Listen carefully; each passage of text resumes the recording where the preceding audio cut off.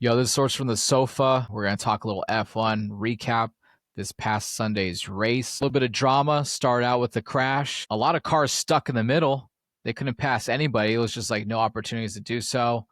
You got some comments at the end of the race. Verstappen, now people are talking about how he can make a move to try to catch up and possibly steal his driver's championship away from Piastri. I don't know how much you believe that, but there's lots of ammunition behind that. Jason, did you watch the race live since you had like a 2 hour advantage over us? I did. When you're in Central Time Zone, it's only 6 a.m. So a little bit of Yeah, a that's not too bad. little bit of reprieve. So it was a good week to be back east and get the 6 a.m. start time. Still, even when I'm not in Pacific Time Zone. So yeah, rough 4 a.m. for you guys. Wasn't up at 4 a.m. Put the old record on and jumped on about 5:30. Started it and didn't check the messages because didn't want to get any stuff from Jason, so that's why I kind of commented late. But boom, right off the bat, kind of like my picks this week went right into the wall, lap one, and I just knew it was going to be a bad Sunday right off the bat.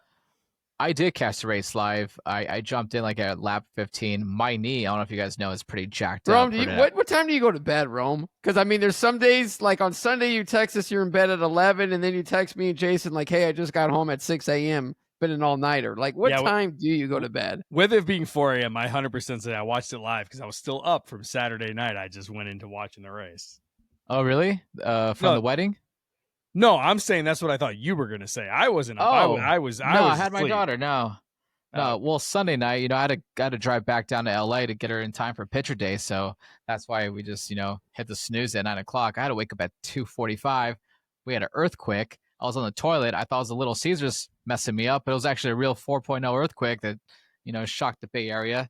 But yeah, I was up because my knee's jacked. The pain shooting up my side and my hip. And I was like, screw it. Might as well just watch a little F1. But I caught it from, I think it was lap 12 or something like that. Yeah, well, I mean, the drama definitely was on Sunday with the Piastri crash to open, but I mean, the drama was even before that during qualifying for where these guys were even starting because of the several crashes that happened during the qualifying, which led to Piastri and Norris and some of these other guys lower in the field. And then there was weather during that, and so you had an interesting starting grid with like. Carlos Sainz, being, second in qualifying and, a couple other cars, like Liam Lawson, was up there at the top of the grid out of qualifying. So it was an interesting starting point, especially we were used to such a season with both McLarens being at the top of the grid just from qualifying going forward. It's a 1-2 kind of punch where neither of these guys were near the front the entire weekend.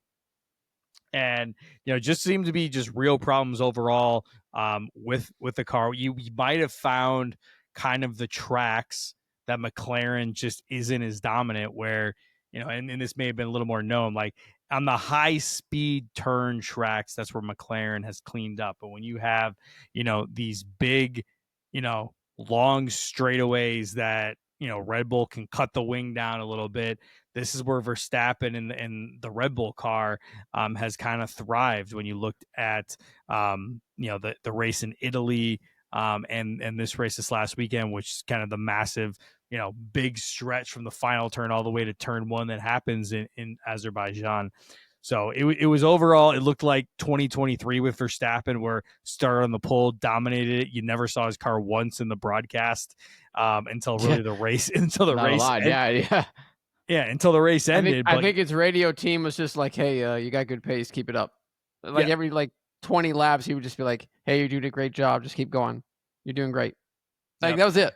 And it's not an easy track. I mean, I wish we had Andrew on the pod. You talk about racing this track on the F1 video game on tough. the PlayStation, dude. It's a hard track with the amount of like high speed corners through the city. You go to the castle section where it's a narrow like one lane left right like that like basically bends that's got room for one car only, and you got to be able to maintain speed kind of going uphill doing that.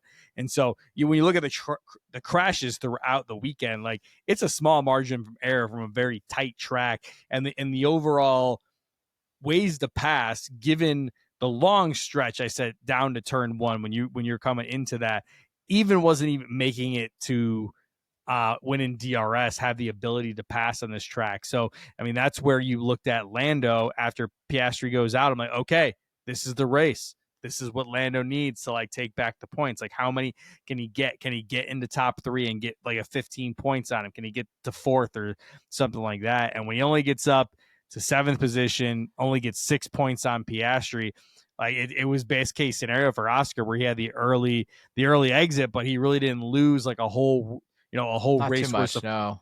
yeah, compared to when, Lando's motor blew, Oscar got the win and it was a 25-point swing of what happened. This one, Oscar's out. It's only a 6-point swing. You didn't get everything you needed. The question mark going into, and I'll be honest with him, I didn't look at the news. Does Oscar have a penalty to serve in the next race in Singapore because he never served the penalty for his false start at the start of the race in Baku? That's and coming so, for sure. Yeah, and so you expect a grid place penalty for him in Singapore. Is it severe enough where Lando can have a couple point swing in the finishing spot? But ultimately, I think it's a disappointment. McLaren botched another Lando pit stop that basically cost him That cost him from probably 5th to 7th, because that's when Tsunoda and Lawson, I think, passed him up, and they added like an extra 4 seconds, and then he was stuck behind those 2 cars. It was like a 4-car jam for like the last 10 laps, and there was just no opportunity to pass. I think one time he had a chance to pass, his car just could not pick up speed, and like that was it.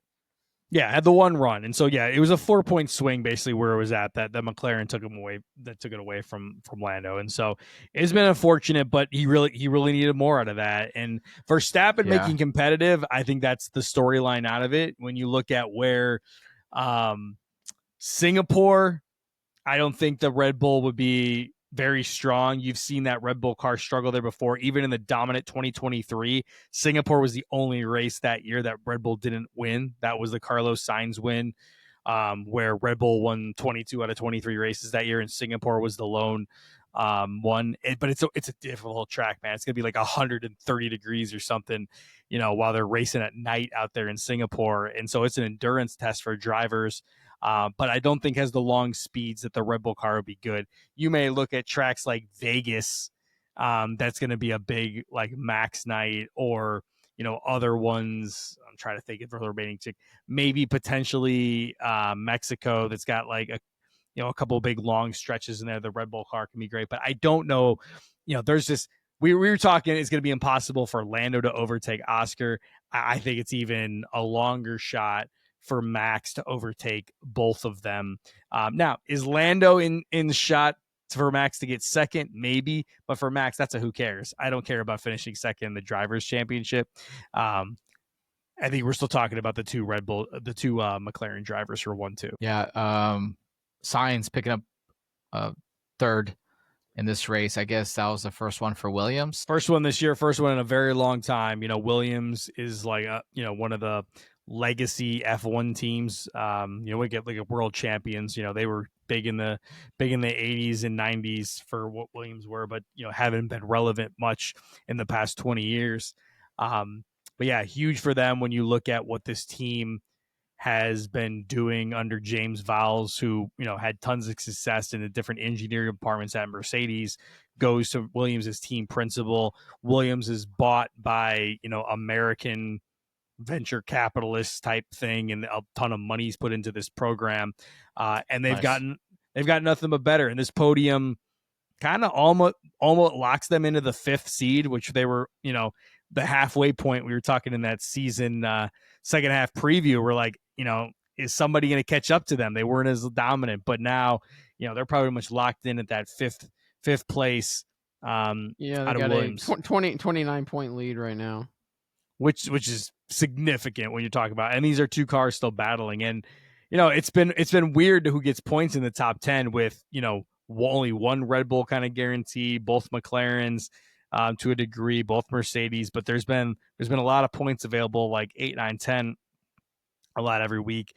And so when you get some shuffles in this, where some rain happens or different things in qualifying, they give you some different orders. And now just in the last year of regulation, making it very difficult to pass. Hey, Sainz is able to qualify second and pretty much hold off everybody except George Russell to get the podium. Same thing for Liam Lawson in that race too. He qualified up, I believe, was in third, held off pretty much for the most part, the Good challengers race behind him. Yeah, for him, it was a great result for him. We're now, the questions in the Red Bull senior team and junior team, they got Lindblad, who's kind of like, I don't know, your next prodigy driver coming out of the Red Bull farm system that probably would be the next driver next year. So whether it's Tsunoda, Lawson, or Hajar, someone's potentially losing their seat.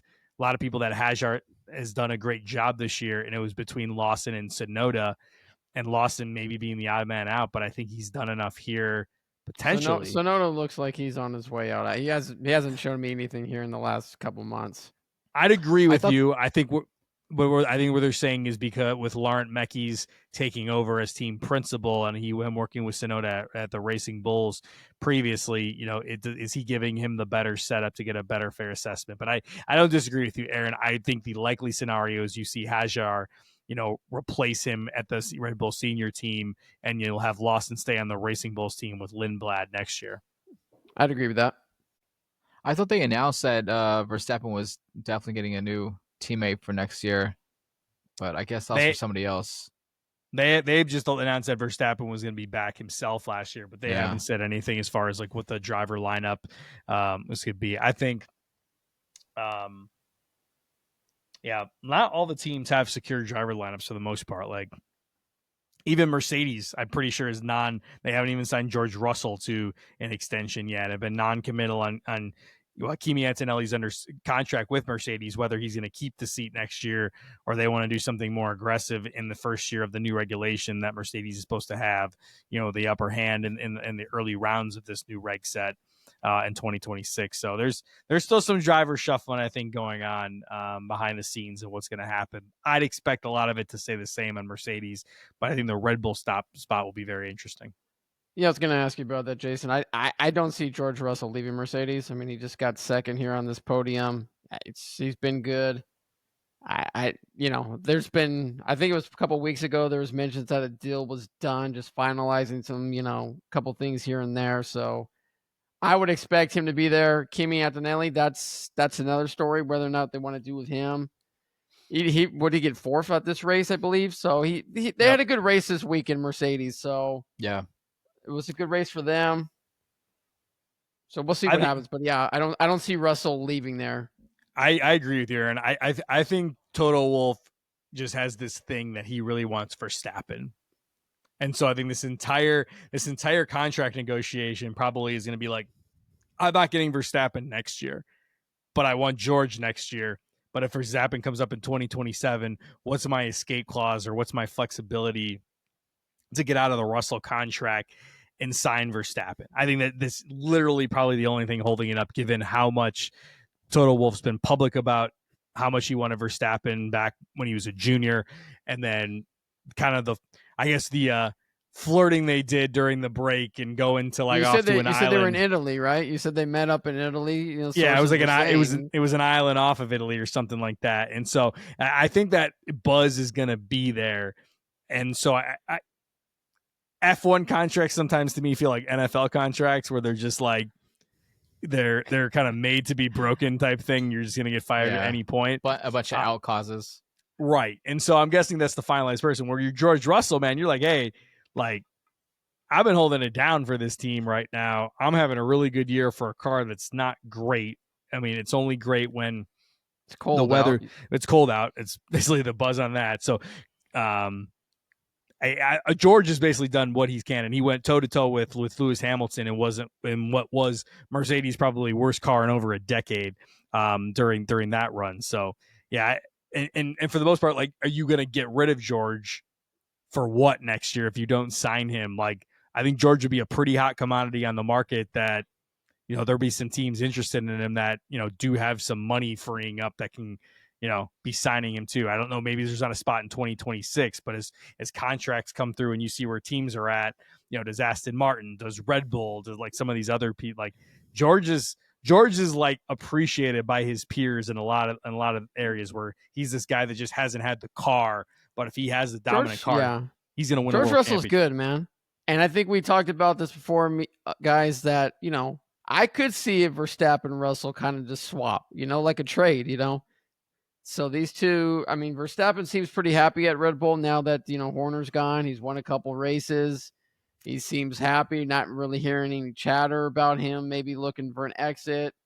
He said he planned all along to return in 26. I mean, what would it take, Jason, for Verstappen not to want to come back, say, in 27? Would it have to be not being able to compete for another, drivers' championship? Would that be something that would basically say, hey, it's time for me to move on? We're not competitive enough to win. Or is he at Red Bull for, quite a long, well, I don't know what his contract is, a 2028, 2030, whatever it is. Is he going to stay there for that whole thing? Or is he just going to be like, hey, look, I gave you guys another chance. Horner's gone. We're still not competitive enough. So I'm going to jump ship and go to Mercedes or whoever signs him. The long running rumor has just been like, what does this 2026 car look like? Because if he can truly opt out at the end of 26 and he's able to get a good look on what all 10 teams have been able to do in the new reg, sets, what engine is out there. Red Bull's doing a new engine program with Ford. And so he no longer has the Honda engine next year. What's this engine going to look like? What's the design kind of look like that doesn't have, kind of the history of there. So I think there's a ton of unknowns with the Red Bull car next year where like, if this thing's come out as crap, hey, I'm out of here. Does Mercedes have the car? Aston Martin, I brought this up before, where he's got Adrian Newey, who designed the Red Bull car for, the Vettel and Verstappen runs at Red Bull. He's over at Aston Martin designing this car now. And now Aston Martin has the Honda engines starting next year too. Is that an enticing thing where, there? So I think, Aaron, to answer your question, what does the 2026 car look like? I think there's a lot of contracts that go through 26 where, depending where the constructors are at, will make informed decisions of the drivers of where they want the job. I think Ferrari is another one because it's a prove it year for my guy, Lewis Hamilton, next year, because I think his contract only goes through 2026. And so a lot of people are talking like, is he worth kind of what is that? Because we haven't seen the production from Lewis.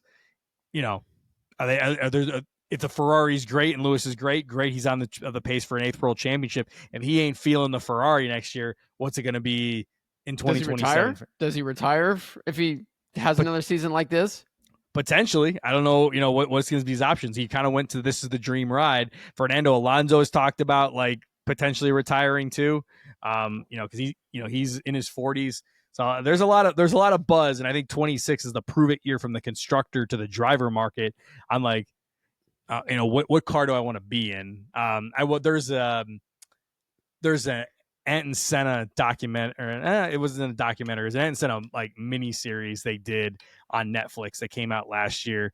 I'll say not the easiest watch because the whole thing's in like 3 or 4 different languages, but I think it was well put together.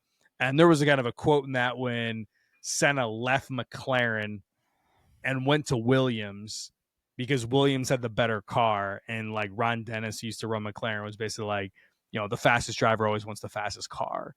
And so I think that's where you're going to start getting the evaluation of the drivers next year in that market. Like, hey, what manufacturer's putting this car out that is going to compete for a world championship? And is that Red Bull for Verstappen? I don't know.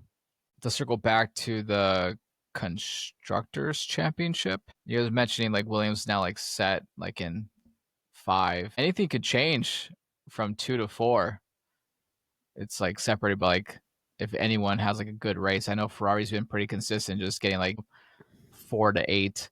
But Red Bull Racing, if Verstappen picks up another victory too, are they sitting like number 2 in the constructors? Mercedes, who knows what Russell does throughout the year. There could still be a lot of change in basically Rome. Those standings look like our baseball league standings. Like anywhere from 2 to 4 could just change, but really? Everything else is pretty much set in stone. I think Racing Bulls can still catch up with Williams for 5th. It's just like a couple races that are good that separates them. what would change the tide when you had last year? You had Alpine with Esteban Ocon and Pierre Gasly like get a podium, two podiums for Alpine in Brazil because of like a wild strategy during the rain race in Brazil. Oh, yeah? Like a thing like that where like all of a sudden like Alpine was dead last all year, but then they get, what is it, like 32 points in one race because they put two drivers on the podium. Like those would be one of the swings you'd look for. Like, and it'd be one of these like it'd be like Brazil or Mexico that have like just some insane weather conditions down the stretch. That I think that's where you'd be looking at where like a Racing Bulls like jumps Williams, or even somebody like Haas like jumps up to 7th or something because they put two guys in like significant position on like maybe a podium or something else. Well, because I'm also looking at the drivers too, like Racing Bulls, Lawson and Hadjar, not too far away, 39, 30 points respectively, been pretty consistent throughout the year, or maybe not consistent, but at least Lawson, when he's done well, he's done well. And then you look at Williams, it's Albon carrying most of the weight, 70 points, and Sainz finally came through where he got a majority of his points here, and he's there at 31.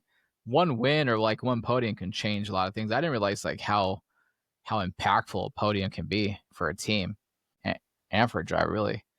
Yeah, I mean, when the point system is what it is, where it's only your top 10, it doesn't matter when you finish 11th through 20th. I mean, there was poor Ali Behrman over there that finished like 11th, like 4 races in a row, got no points, but like he's basically the same as his 20th. Yeah, I mean, so it's a different point situation. I think there's a lot of talk of like later on that they do points all the way down to like 15th place or something like that, where it puts more into like into having quality different finishes in some of these lower tier stuff, and it kind of shakes up what the constructors could be, because even now more points are allocated when you look at some of the, like, it used to be like top 5 were the only people that got points, like really? back in the day. Yeah, so if you look at like the 1970s championship, like guys like missed like 4 or 5 races and like it didn't matter because like it's the same as finishing like 6th. So crazy. But yeah, I think there'll probably be some surprises, I think, down the stretch. Like I said, there's going to be some rain races. Vegas could be interesting because, as Aaron was talking about, Mercedes is good in the cold, so does that change some things? But it was a big, going back to the Sainz point, huge win for him because there was a contingent among many, was Sainz the right driver to get displaced at Ferrari for Lewis Hamilton. And then because Hamilton struggles this year, it's like, oh, we got rid of Sainz and Hamilton hasn't done anything, even though Hamilton's 6th in the Drivers' Championship right now. But like, he hasn't delivered, obviously, what you're expecting a 7-time world champion to do. But Sainz, at the same time, has gotten beat by Albon the entire year up until this race, where you haven't seen, hey, this guy was in Ferrari these past couple years and had won some races and had all these great finishes. But when he's in a Williams car and he's not beating his peer any significantly lower than him in the standings, there was questions about Sainz. So I think it was a big win, not win, but big podium for him because it proved like what he can do with this car, where this Williams car is at. And so I expect you could potentially get more of these like bottom top 10 finishes out of Sainz and Albon throughout the year, as like kind of we reach like the ending point of this season. But you get a very big mix of tracks as you go to, you finish in Singapore and you start doing all these North American tracks down during a stretch. It'll be interesting. I think there's a lot of good McLaren tracks set up, but then I think there's some stuff with the Mercedes and Red Bulls will be pretty good too. Yeah, we got Singapore next in a couple weeks. Is that 2 weeks from now? Yeah, October 3rd and through the 5th. Nice 5 a.m. race. Then after that is the Circuit of Americas. That's in Texas, man. Austin. That's in Austin. Oh, that's what Andrew was telling me about. He's trying to make it out to that one.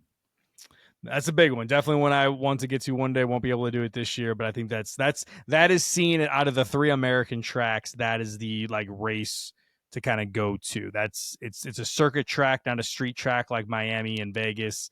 And there's some good racing that goes on at that track. So I think that's a good race that I would recommend going to. But yeah, you go there, you go to Brazil and Mexico, back up to Vegas.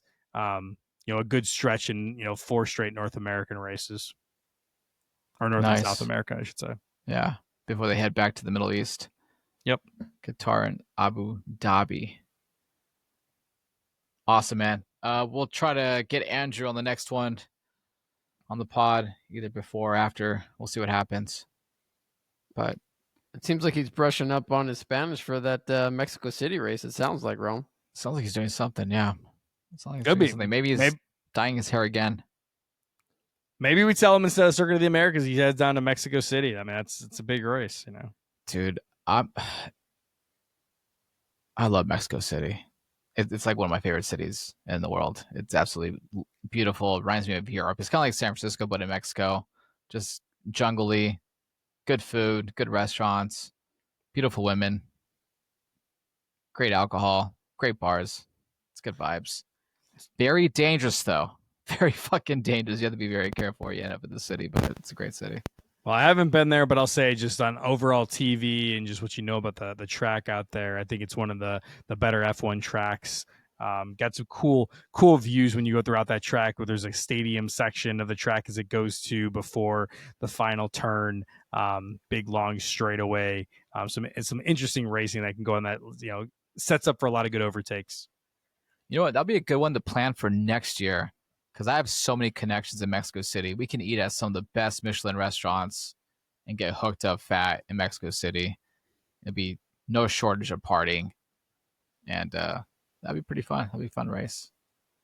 Think about it, guys. Just throwing it out there. Well, I mean, the food I'm sure is great, but you know, we're getting a little older here, Rome. You know, I start considering like, you know, Pepto-Bismol, Tums, you know, different antacids and the different things you got to take. So, you know, just the restaurants will give it to you too, man. They know that's the dangerous part about traveling overall. It doesn't matter if it's in Mexico or just anywhere here in the United States. You know, you don't bounce back like you used to.